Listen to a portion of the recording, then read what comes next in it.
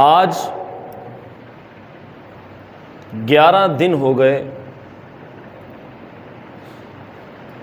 اسرائیل کے یہودی فلسطین کے مسلمانوں کو تباہ و برباد کر رہے ہیں۔ آج 11واں دن ہے اور مسلسل ہلاکتیں۔ ہمارے گھر میں ایک فوتگی ہو جائے سارا کنبہ اور سارا خاندان غمگین ہو جاتا ہے اور صف ماتم بچھ جاتی ہے، لیکن فلسطین میں ایک نہیں 300 شہداء اب تک اپنی جان کی بازی ہار چکے ہیں اور ہزاروں بیمار اور زخمی ہیں۔ ایک گھر نہیں، ایک خاندان نہیں، پتہ نہیں کتنے خاندان ان ظالموں نے اجاڑ دیے۔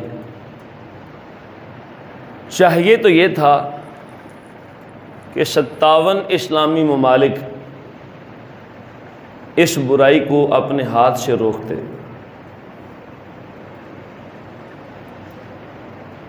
میرے حضور نے فرمایا میری قوم کا ایک طبقہ ہمیشہ جہاد کرتا رہے گا، اور فرمایا جہاد قیامت تک جاری رہے گا۔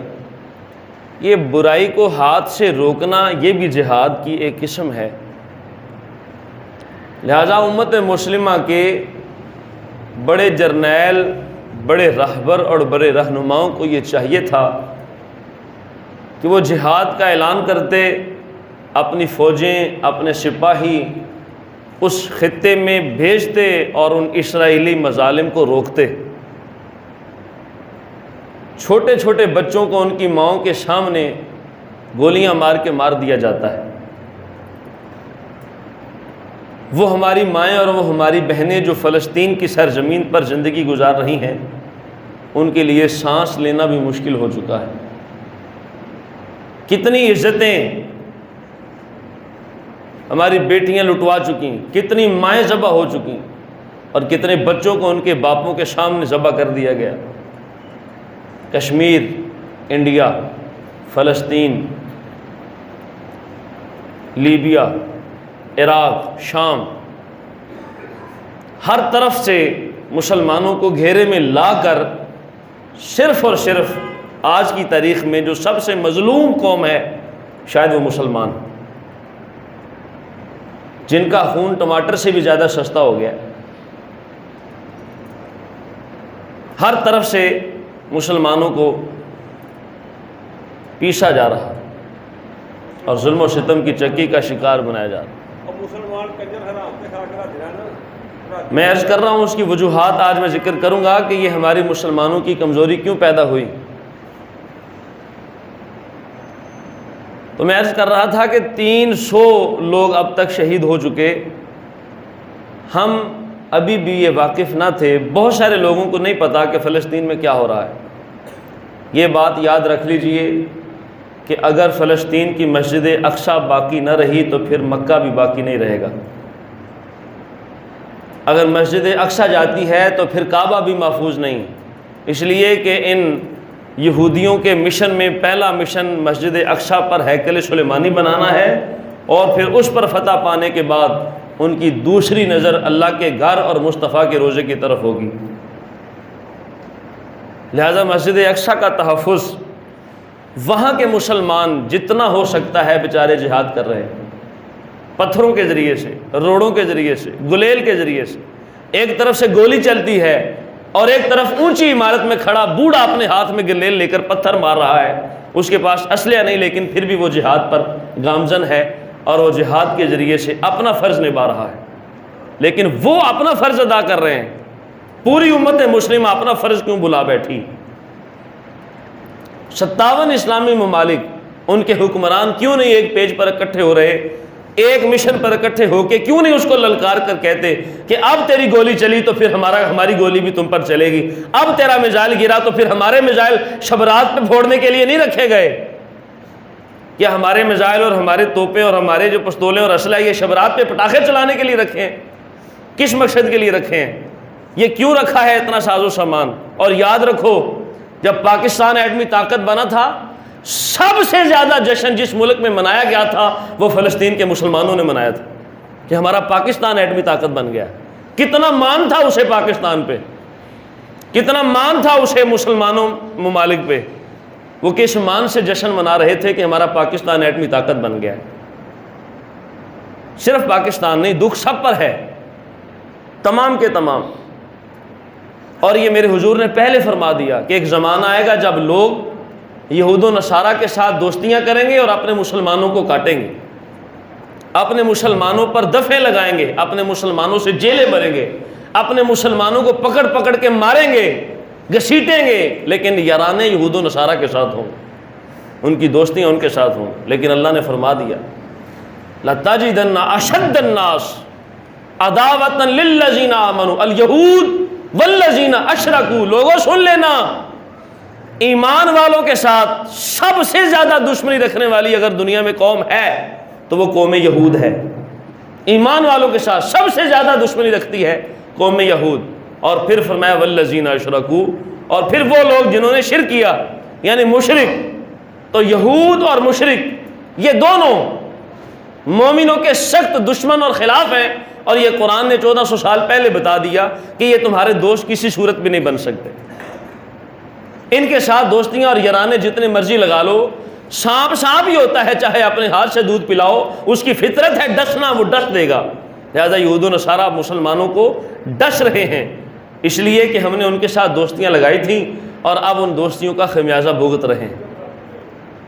تو امت مسلمہ ساری سوئی ہے, سارے مسلمانوں کے حکمران. دیکھیں ہمارے پاس اختیار ہو, آج میں یہ کہوں کہ حکومت پاکستان نے اعلان کر دیا ہے کہ فلسطین والوں کو بچانا ہے, مجھے یہ امید نہیں ہے کہ میری قوم پیچھے رہے گی. واللہ خدا کی قسم اگر آج حکومت اعلان کرے تو میری قوم کے بوڑھے بھی صف اول میں دکھائی دیں گے, آؤ لاؤ بم لاؤ ہمارے سامنے, ہم اپنے بھائیوں کی حفاظت کے لیے بم کھانے کو بھی تیار ہیں, لیکن کرو تو صحیح کچھ. یہ ہمارا کردار ہے, ہمارے جذبات ہیں, یہ ہمارا دل کہتا ہے کہ یار میرے سامنے اگر میرے باپ کو گولی سے اڑایا جائے تو میری کیفیت کیا ہوگی, میرے سامنے اگر میری کسی عزیز بہن کو, بیٹی کو مار دیا جائے تو پھر میرے دل کے سینے میں وہ کیا جلن ہوگی. آپ احساس کریں, اس کو سمجھیں, سوچیں. آپ شاید وہ مناظر نہیں دیکھ پائیں گے اگر میں آپ کو دکھاؤں کہ فلسطین میں کس طریقے سے بچوں کو مارا جا رہا ہے.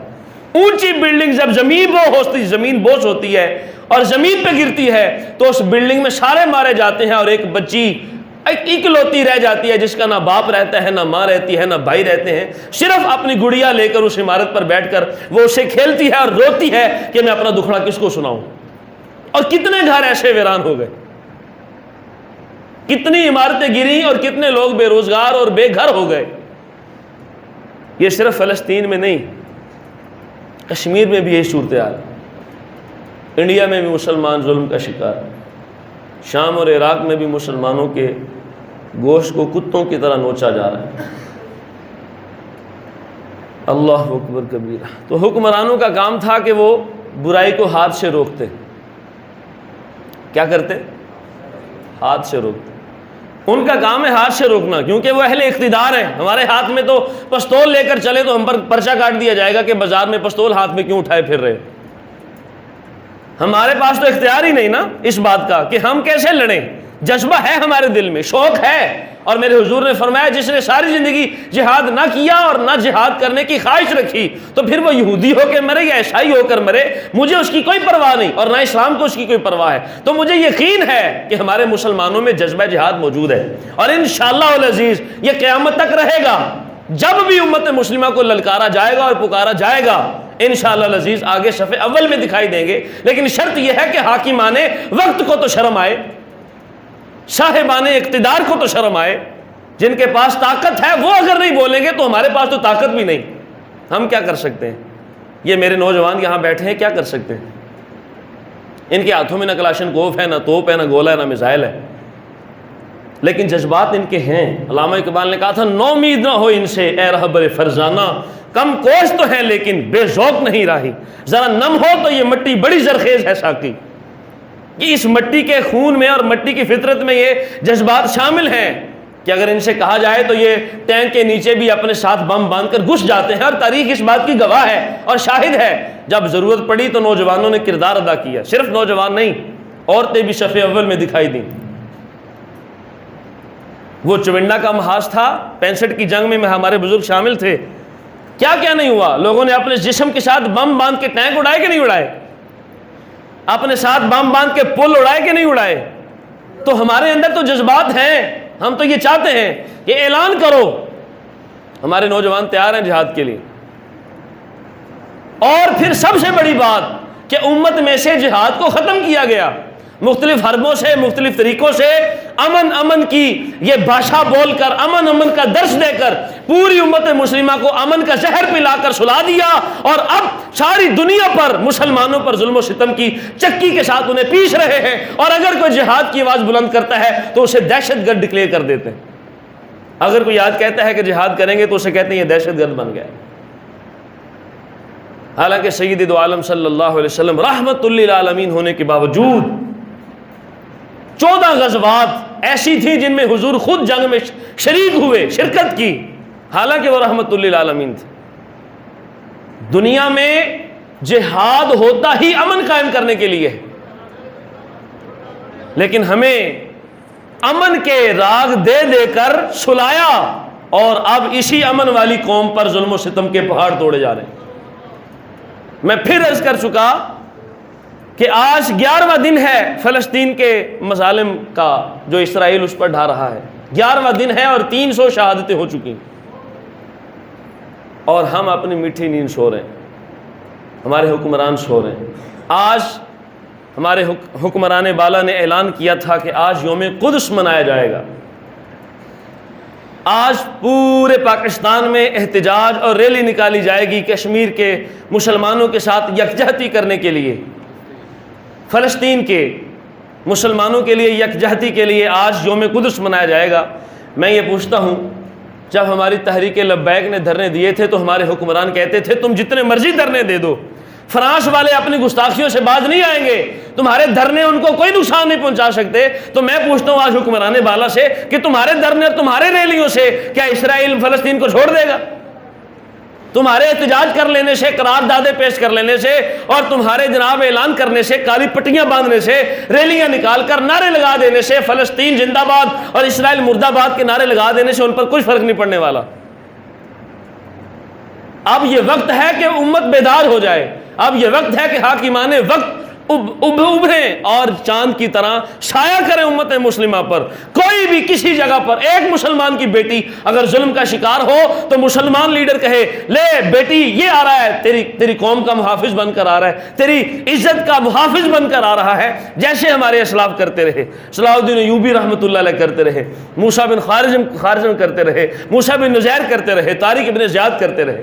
ایک عیسائی عورت کی پکار پر محمد بن قاسم وہ 10,000 کا لشکر لے کر اگر بصرہ سے آ سکتا ہے تو مسلمان لیڈر 57 اسلامی ممالک ہونے کے باوجود، آج 11واں دن گزر جانے کے باوجود، اور 300 شہادتیں ہونے کے باوجود، 500 مکان گر جانے کے باوجود، آج ان کی نظریں لگی ہیں پاکستان پر، آج ان کی نظر لگی ہے اہل عرب پر، آج فلسطین والوں کی نظریں لگی ہیں مسلمانوں پر کہ کون ہے جو یہ کہے کہ ہم تیرے تحفظ کے لیے آ رہے ہیں، اے مسجد اقصیٰ تیری حفاظت کے لیے آ رہے ہیں، اے مومنو تمہاری حفاظت کے لیے آ رہے ہیں۔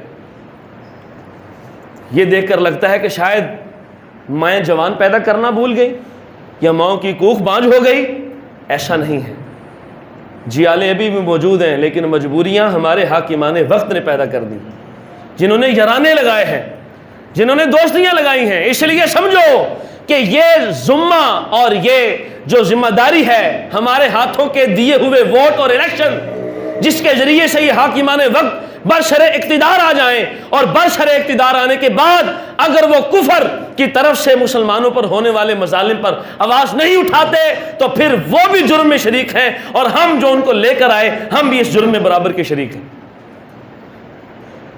اسی تناظر میں اگر میں یہ بات کروں کہ جہاں پوری دنیا امت مسلمہ پریشان ہے کہ فلسطین مسلمانوں پر مظالم کیے جا رہے ہیں، فلسطین کے مسلمانوں پر، وہاں اسی تناظر میں اہل عرب کے کئی قبیلے اسرائیل کی ناجائز ریاست کو تسلیم کر چکے ہیں۔ لہذا ہمارا یہ بھی کردار بنتا ہے کہ ہم جیسے اسرائیل سے بائیکاٹ کر رہے ہیں ایسے ہی بالکل اسرائیل کے حمایتیوں سے بھی بائیکاٹ کر دیں۔ اہل عرب نے، کتنے دکھ کی بات ہے کہ اہل عرب نے اسرائیل کو تسلیم کر لیا، جبکہ قائد اعظم پاکستان بننے کے بعد یہ کہہ دیا تھا کہ اسرائیل ایک ناجائز ریاست ہے جسے مسلمانوں کے سینوں میں گھونپ دیا گیا۔ یہ ایک ناجائز ریاست ہے. آج تک پاکستان اسے تسلیم نہیں کر رہا، لیکن اہل عرب اسے تسلیم کر چکے، دبئی والے اسے تسلیم کر چکے اور ان کی محبت کا دھم بھر رہے ہیں. لیکن اللہ رب العزت کا واضح فرمان ہے، یا ایھا الذین آمنوا لا تتخذوا بیطانا، ان سے خفیہ دوستیاں نہ بنانا. لا یعلونکم خبالا، یہ تمہیں نقصان پہنچانے میں کسی طرح بھی پیچھے نہیں رہیں گے اور باز نہیں آئیں گے. ودوا ما عنتم، چاہتے یہ ہیں کہ تمہیں مشقت آ جائے، چاہتے یہ ہیں کہ تم تباہ و برباد ہو جائے. وبدت البغضاء من افواہہم، اور یہ دشمنی ان کے منہوں سے اور ان کے چہروں سے بھی ظاہر اور واضح ہو چکی ہے. وہ آج اسرائیلی اپنے بچوں کو سکولوں میں یہ پڑھا کر سکھا رہے ہیں کہ آج جہاں مسجد اقصیٰ ہے وہاں کل یہودیوں کا قبضہ ہوگا. اہل عرب ہوئے بھی تو ان کو غلام بنا لیا جائے گا، اور اگر وہاں مسلمان ہوئے بھی تو غلامی کے ساتھ ہمارے زیر سایہ جئیں گے، ہم غلام بنا کر رکھیں گے. اور جہاں مسجد اقصیٰ ہے یہاں ہیکل سلیمانی بنا دیا جائے گا. وہ کہتے ہیں کہ ہمارا ٹیمپل بنے گا، ہماری یاد بنے گی، ہماری گزشتہ عظمت رفتہ کی یاد دلائے گی. اس لیے وہ آج مسجد اقصیٰ کو گرا کر وہاں ہیکل سلیمانی بنانا چاہتے ہیں. اور یہی وجہ بنی کہ آج وہ مشرقی فلسطین، یہ بات بھی یاد رکھیے کہ یہ لڑائی ایسے ہی ہے جیسے کشمیر کے مقبوضہ کشمیر اور آزاد کشمیر کا معاملہ ہے. جیسے آزاد کشمیر میں مسلمان بس رہے ہیں اور مقبوضہ کشمیر میں ہندوستان اور ہندو رہ رہے ہیں، اور جہاں مسلمان مقبوضہ میں ہیں تو وہ بھی پستی کا شکار ہیں، ظلم و ستم اور جبر و تشدد برداشت کر رہے ہیں. ایسے ہی بالکل انہوں نے فلسطین کی ایک ریاست جسے مغربی ریاست کہا جاتا ہے اس پر قبضہ جمایا، اور اقوام متحدہ جو ظالم یہود و نصارہ کی بنائی ہوئی تنظیم ہے، جو یہ راگ الاپ رہی ہے کہ ہم ساری دنیا کے لوگوں کو انصاف فراہم کرنے والے ہیں، لیکن اقوام متحدہ مسلمانوں کی مخلص نہیں ہے. اقوام متحدہ نے 1949 میں یہ فیصلہ کر دیا تھا کہ مغربی فلسطین اسرائیل کو دے دیا جائے اور ان کی ریاست کو تسلیم کیا.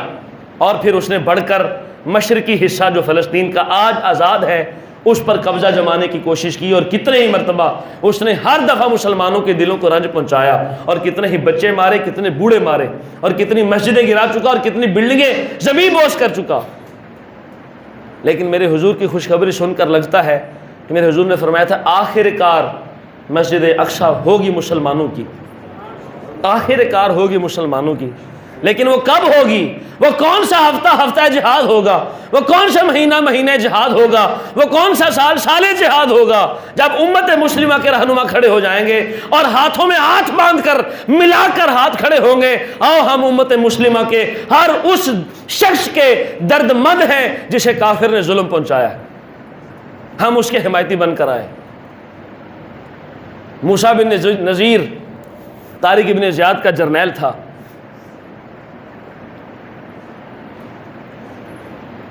اٹلی اور فرانس کے، جرمنی کے ایک سربراہ جو عیسائیوں کا چرچ کا پادری پوپ تھا، اس کی بیٹی چرچ میں رہتی تھی اور کسی اور کلیسا کے پادری کے زیر سایہ تربیت پا رہی تھی. جب وہ جوان ہوئی تو وہی پادری جو تربیت کر رہا تھا وہی اس پر فدا ہو گیا، اور اب وہی مظلوم جس کی بیٹی تھی اس نے خط لکھا طارق ابن زیاد کو، اور طارق ابن زیاد چاہتا تو کہتا تم غیر مسلم ہو، تم نے اپنی بیٹی انہی کو دی ہے اور انہی سے اپنے کلیسا سے پڑھوا رہے ہو، اور اب اگر تم پر ظلم ہوا ہے کہ تمہاری بیٹی اس کے قبضے میں ہے تو پھر میں کیا کروں؟ کہہ سکتے تھے طارق ابن زیاد.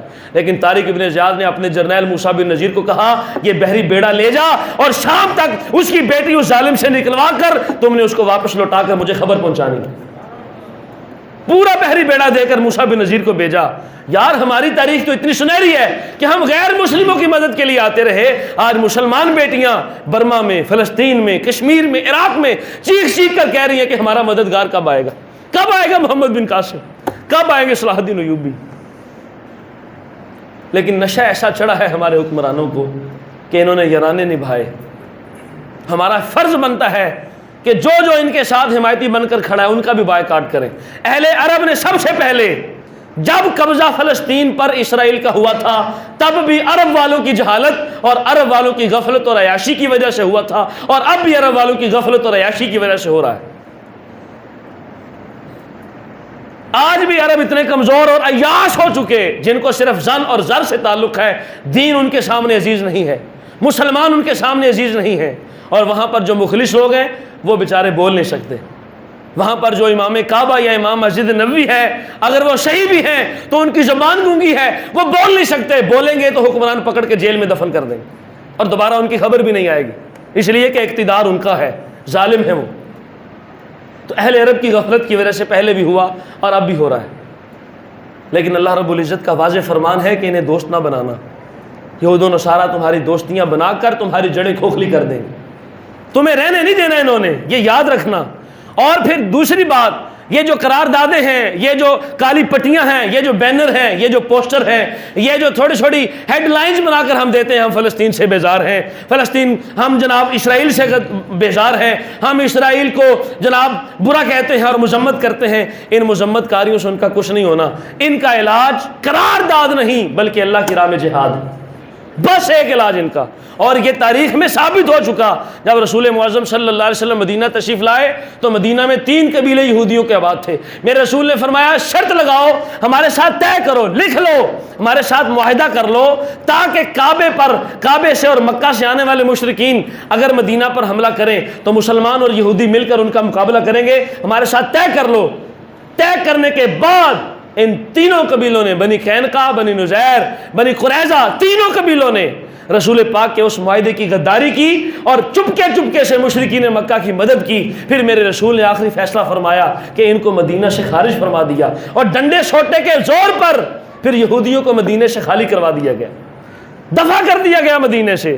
اور بالکل یہی تاریخ دہرائی گئی غزوہ خیبر میں، جب خیبر کی سرزمین پر یہودیوں نے قبضہ کر لیا تھا، سیدنا عمر فاروق رضی اللہ تعالیٰ عنہ، آپ نے اس وقت جا کر بھی ان سے مفاہمت نہیں کی، ان سے امن کے درس نہیں دیے، یا انہیں یہ نہیں کہا کہ تم ٹھیک ہے، تم رہو، ہمارے زیر سایہ رہو۔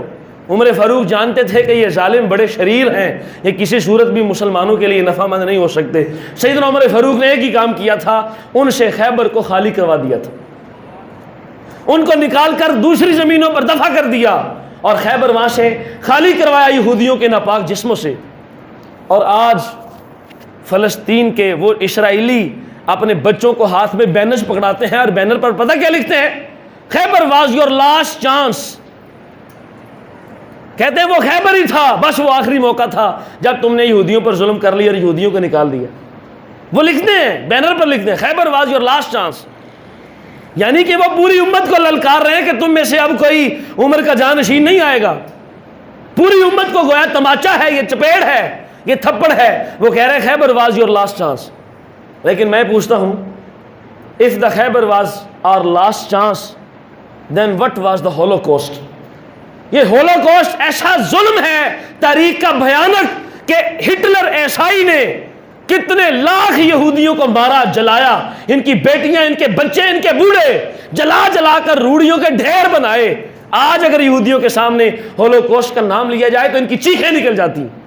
میں نے کہا اگر تاریخ میں یہودیوں کی درگت بنانے کے لیے اگر ہٹلر آ سکتا ہے تو رب کعبہ کی قسم محمد ابن قاسم کا جانشین بھی اب آنے والا ہے، آنے والا ہے انشاءاللہ العزیز اللہ کے فضل و کرم سے۔ لیکن ہمیں چاہیے کہ ہم اتحاد کر لیں، ہمیں چاہیے کہ ہم ایک پلیٹ فارم پر اکٹھے ہو جائیں، ہمارے علماء کو چاہیے کہ ایک جگہ پر جمع ہو جائیں، ہمارے مذہبی تنظیمیں ایک جگہ پر اکٹھی ہو جائیں اور حکومت پر زور ڈالیں کہ غوری میزائل شبرات پہ چلانے کے لیے بنایا ہے، پھینکو اس کو، مر جائیں گے۔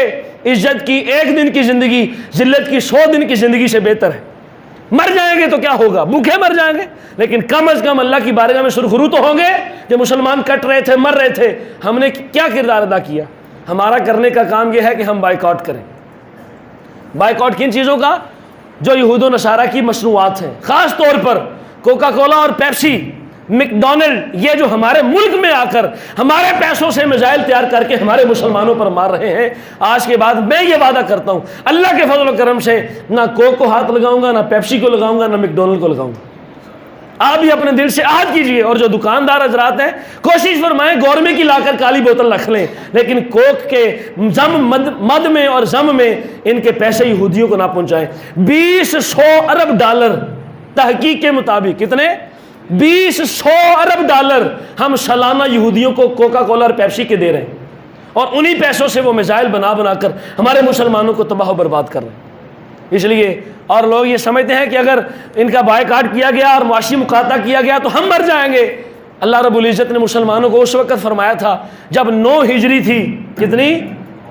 آخری بات ہے 9 ہجری مشرکین مکہ پر پابندی لگا دی گئی کہ اب وہ مکہ میں داخل نہیں ہوں گے. بس صحابہ نے سوچا، پریشان ہو گئے کہ اگر یہ نہیں آئیں گے تو ہماری معیشت تنگ ہو جائے گی، ہم تو بھوکے مر جائیں گے، ان کا بائیکاٹ ہو گیا، یہ نہیں آئیں گے تو ہم کیا کریں گے.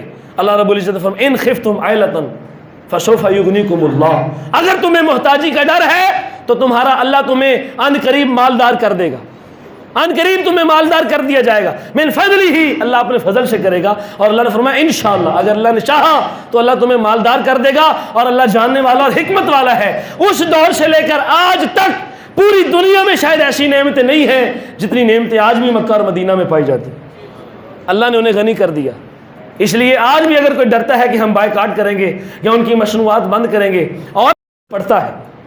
اس لیے ہمارا جو کردار ہے کہ ہم ان کی بنی ہوئی چیز کا استعمال ہی نہ کریں، اس لیے تاکہ یہ پیسے ان کے نہ جائیں، ان کی معیشت کمزور ہو اور وہی بم ہمارے مسلمانوں پر نہ برسائے جائیں. اللہ رب العزت مسلمانوں کی حفاظت فرمائے، غیور غیرت مند مسلمان حکمران عطا فرمائے. مجھے راستہ دیجیے گا، میں نے دوسری مسجد میں جانا ہے. اللہ رب العزت جملے اپنی بارگاہ میں قبول فرمائے.